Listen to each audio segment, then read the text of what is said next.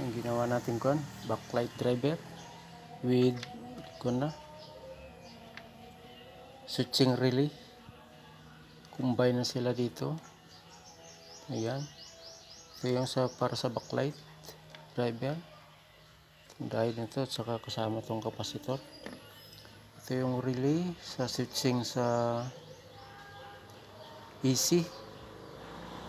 So, naglagay tayo ng transistor saka resistor, saka may diode dito sa may relay. Ayan, simple lang yan, konti lang yung gastos.